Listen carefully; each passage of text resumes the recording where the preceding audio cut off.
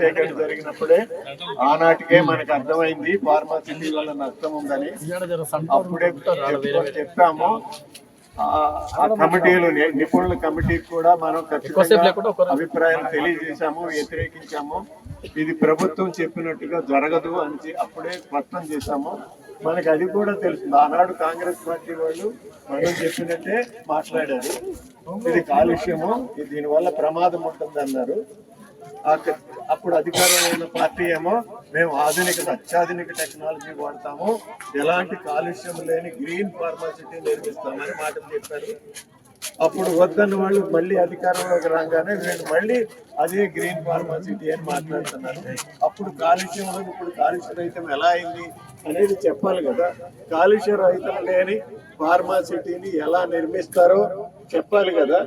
అందుకని అప్పుడు అడిగాము వాళ్ళు, కాలుష్యం లేని పరిశ్రమని ఒకటి చూపించండి. ఇప్పుడు హైదరాబాద్ చుట్టూ ఎన్ని ఫార్మా రంగ పరిశ్రమలు ఉన్నాయి, వాటిలో తరచూ ప్రమాదాలు జరుగుతూ ఉంటాయి. ఎందుకు జరుగుతున్నాయి? ఆ ప్రమాదాలు ఇంతవరకు మీరు కట్టడి చేయలేకపోయారు. ఏటా ఎక్కువ మంది చనిపోతున్నారు కానీ తక్కువ మంది చనిపోవట్లేదు. సామాన్యంగా ఏం జరుగుతుందంటే ప్రపంచ దేశాల్లో ఈ ప్రమాదాలు జరిగేటప్పుడు ప్రభుత్వానికి ఒక విధానం ఉంటుంది. ఇవాళ 1,00,000 మంది కార్మికులు పనిచేసే చోట 4-5 చనిపోతున్నారు ఆ దేశాల్లో. దాన్ని మనం 1 కంటే తక్కువకి తీసుకురావాలని ఒక లక్ష్యం పెట్టుకుని పనిచేస్తాయి. ఫలానా సంవత్సరం నాటికి మొత్తాన్ని 1,00,000కి 1 మరణం కంటే తక్కువ స్థాయికి తీసుకురావాలి అనే లక్ష్యంతో పనిచేస్తాయి. ఇక్కడ ఈ ప్రభుత్వాలకు ఆ లక్ష్యం ఉందా? ఎక్కడైనా చూడండి, ఆంధ్రప్రదేశ్లో చూడండి, తెలంగాణలో చూడండి, తరచూ ప్రమాదాలు జరుగుతున్నాయి. అది కూడా ఎక్కువగా ఫార్మా రంగ పరిశ్రమలోనే జరుగుతున్నాయి. ఎందుకని? దాని గురించి ప్రభుత్వం చేస్తున్నది ఏమిటి? మీరు ఊరిని కొత్త మాటలు చెప్తున్నారు కానీ మేము చాలా పర్యావరణ హితమైనటువంటి ఫార్మాసిటీ కడతామంటున్నారు కానీ ఆ మాటలకి తగ్గటువంటి చర్యలే లేవు. అప్పుడు మేము ఒకటి అడిగాం ప్రభుత్వాన్ని, అయ్యా మీరు ఎన్ని చెబుతున్నారు సరే, ఇప్పుడున్న పరిశ్రమల్లో ఒక వాడలో తీసుకుని అక్కడ పర్యావరణ హితంగా ఆ పరిశ్రమలను తీర్చిదిద్దండి, అప్పుడు ఫార్మాసిటీ గురించి ఆలోచిద్దామని. దాని గురించి ఎవరు మాట్లాడరు. ఇక్కడ కొత్తగా కడతామంటారు, ఉన్న వాటిలో జరుగుతున్న నష్టాన్ని గురించి ఏం మాట్లాడరు. ఎవరు నమ్మాలి వీళ్ళకి? అసలు అయినా ఫార్మా పరిశ్రమ అనేది దానిలో ఉన్నటువంటి సహజ లక్షణాలను బట్టే అది కాలుష్యం లేకుండా సాధ్యం కాని పరిశ్రమ. 1 కిలో ఉత్పత్తి చేయాలంటే మందు కనీసం 20 కిలోల వరకు హానికరమైన వ్యర్థాలు దానిలోంచి వస్తాయి. వాటిని శుద్ధి చేయాలంటే వాటి లాభం గోబల్లోకి వెళ్తుంది. అందుకని ఎక్కడ పారపోసి డబ్బులు మిగిల్చుకుందాం అనే చూసేటువంటి వ్యవస్థ ఉన్నది. దానికి ప్రభుత్వం పూర్తిగా సహకరిస్తుంది. ఎక్కడ పారపోసినా వాళ్ళ మీద చర్యలు ఉండవు. తెలుసు. ఇక్కడ మొన్న మధ్యనే పట్టుకున్నారు, ఎవరో లారీ ట్యాంకర్ లో తీసుకొచ్చి మూసీలో పారబోస్తా ఉంటే, అది కూడా ఎప్పుడు మూసీని ప్రక్షాళన చేస్తామని ముఖ్యమంత్రి గారు గంభీరమైన ప్రకటనలు చేస్తున్న సమయంలో 1,50,000 కోట్లు పెట్టి మూసీని సహజగతికి తీసుకెళ్తామని చెబుతున్న రోజుల్లోనే వాళ్ళు తీసుకొచ్చి మూసీలో పారబోతున్నారు. దాని మీద ఏం చేశారు? ఏం చేయలేదు. Nothing happened.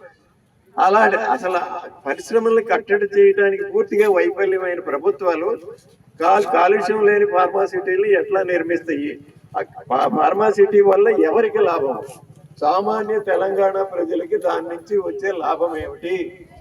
ఉన్న రైతుల దగ్గర భూమిని లాక్కుని ఒక రైతుని కూలీగా మార్చి, ఆ కూలీగా కూడా ఎలాంటి కూలీ? ఇప్పుడు మొన్న ప్రమాదం జరిగిన పరిశ్రమలో పనిచేస్తున్న వాళ్ళు ఎవరో చాలా బీదవాళ్ళు అయినటువంటి వాళ్ళు, ఎలాంటి ఆదాయం లేక దిక్కులేని పరిస్థితుల్లో బీహార్ నుంచి, ఉత్తరప్రదేశ్ నుంచి, ఒరిస్సా నుంచి, ఛత్తీస్గఢ్ నుంచి వచ్చి పనిచేస్తున్న వాళ్ళు, అక్కడి నుంచి పనిచేస్తున్న వాళ్ళు, అటువంటి వాళ్ళే పనిచేస్తారు. వాళ్ళకి ఏంటంటే ఇవాళ బ్రతకటం ముఖ్యం, రేపు ప్రమాదం ఉందని ఆలోచించే అవకాశం వాళ్ళకి లేదు.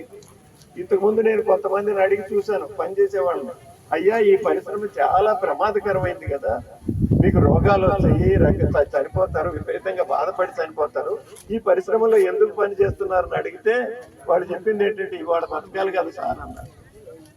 ఆ బీదరికాన్ని, ఆ దైన్యతని ప్రభుత్వమే ఎక్స్ప్లాయిట్ చేస్తుంది, ప్రైవేట్ యాజమాన్యం కాదు. ప్రభుత్వమే దాన్ని కారణంగా తీసుకుని ఆ పరిశ్రమలను ప్రోత్సహించి ఈ ప్రజల్ని ఒక సమిధలుగా వాడేస్తుంది. సులభ వ్యాపారం అనే పేరుతో పరిశ్రమలు ఏం చేసినా ఆగడాలు చేసినా వాడు వదిలిపెట్టి సామాన్య ప్రజలు అయ్యా మా కాలుష్యం వస్తుంది, ఈ వాసన మేము భరించలేకపోతున్నామని అర్జీలు పెట్టి పట్టించుకొని అధికారులు ప్రజలు విసిగి రోడ్డెక్కి ప్రదర్శనలు చేస్తుంటే వాళ్ళని కొట్టి వాళ్ళ మీద రకరకాల కేసులు పెట్టి చంపడానికి ప్రయత్నం చేశాడు అన్నటువంటి కేసులు కూడా పెడుతున్న ప్రభుత్వం, అంతమంది ప్రాణాలు తీస్తున్న కంపెనీ యాజమాన్యాల మీద ఎఫ్ఐఆర్ కూడా దాఖలు చేయట్లేదు. రాత్రి చర్చ జరుగుతున్నప్పుడు టీవీలో ఒక సిఐ గారు వచ్చాడు. ఆ యాంకర్ అడిగాడు ఆయన, ఏమండి మీరు కంపెనీ మీద ఎందుకు కనీసమైన ఎఫ్ఐఆర్ కూడా చేయలేదు అని చెప్పి. అతను ఏమంటాడు, దర్యాప్తు జరుగుతోంది, ఆ దర్యాప్తు అయిన తర్వాత మేము కేసు పెడతామంటాడు. ఎవరన్నా ఊళ్ళో కొట్లాట జరిగితే ఏదైనా జరిగితే దర్యాప్తు చేస్తున్నారా? ఇక్కడ డెమాన్స్ట్రేషన్ చేసే ప్రజల మీద దర్యాప్తు చేసినాక వాళ్ళ మీద కేసులు పెట్టి కొట్టి జైల్లో వేసారా? ఒక్క మనిషికి ఒక్కొక్క న్యాయమా? సామాన్య ప్రజలంటే వీళ్ళు ఎలా అయినా పర్వాలేదు, వీళ్ళు ఏమైనా చేయొచ్చు. అది ఎందుకు చెప్పుకోవాల్సి వస్తుందంటే, ప్రజలు ఎప్పుడు రాచరికంలో నుంచి మనం ప్రజాస్వామ్య వ్యవస్థలోకి వచ్చాం. ఈ క్రమంలో రాజు తన ఇష్టం వచ్చినట్టు పరిపాలించే దాని నుంచి ప్రజలు భయపడి ప్రజల పాత్ర ఉండేటువంటి ఒక ప్రజాస్వామ్యాన్ని నిర్మించుకున్నాం. ఇవాళ ఆ ప్రజాస్వామ్యాన్ని కూడా కొల్లబొడిచి మళ్ళీ ఆధునిక బానిసత్వాన్ని తేవడానికి ప్రపంచం అంతా జరుగుతున్న ప్రయత్నాల్లో ఇది భాగం. సామాన్య ప్రజలకి ఎలాంటి హక్కులు ఉండకూడదు, వాళ్ళు కేవలము సంపన్నుల మీద ఆధారపడి బతకాలి, వాళ్ళు ఇచ్చే ఇంత జీతమో ఇంత రాళ్ళో కూలీనో తీసుకుని బతకాలి, వీళ్ళు స్వతంత్రంగా వ్యవహరించేటువంటి హక్కులు ఉండకూడదు. ప్రజాస్వామ్యం అనే దానికి ఉనికి లేకుండా చేసే పెద్ద ప్రయత్నంలో ఇదంతా ఏదో కనిపించకుండా కనపడుతుంది, కానీ దీని వెనుకున్న ఆంతర్యం అదే. సరిగ్గా 17-18 శతాబ్దాల్లో యూరోప్ లో ఏం జరిగిందో, రైతులకు భూమి లేకుండా చేసి అందరినీ పట్టణాలకు కూలీలుగా ఎలా తరలించారో ఇప్పుడు కూడా అదే జరుగుతుంది. రైతు ఇక్కడ వ్యవసాయం మీద ఇంకా ఆధారపడి సన్నకారు చిన్నకారు రైతులు ఉన్నారు కనుక ఈ రైతులకి ఆ స్వతంత్ర ఉపాధి లేకుండా చేయాలంటే ఏం చేయాలి? వాళ్ళ భూమి లాగేసుకోవాలి. ఆ భూమి లాగేసుకుంటే ఇక వాడు కూలివాడికి తప్ప ఇంకొక దిక్కులేని పరిస్థితి ఉంటుంది. వీళ్ళు మన దగ్గర ఓటేయించుకుంటారు కానీ మన గురించి ఆలోచించరు, మన గురించి విధానాలు కూడా చేయరు. అందువల్ల పెను ప్రమాదం ముంచుకొస్తుంది. మన దౌర్భాగ్యం ఏంటంటే మనకున్న వివిధ పార్టీలు కూడా సామాన్య ప్రజల గురించి వాళ్ళని ఓటుగానే గుర్తిస్తున్నారు కానీ ప్రజలుగా గుర్తించలేదు, మనుషులుగా గుర్తించలేదు. ఈ మనుషులందరికీ ఒకటే విలువ ఉండాలనే ప్రాథమికమైన సత్యాన్ని ఈ పార్టీలు ఏమీ అంగీకరించడం లేదు. అక్కడి నుంచే మనకి సమస్య వస్తుంది.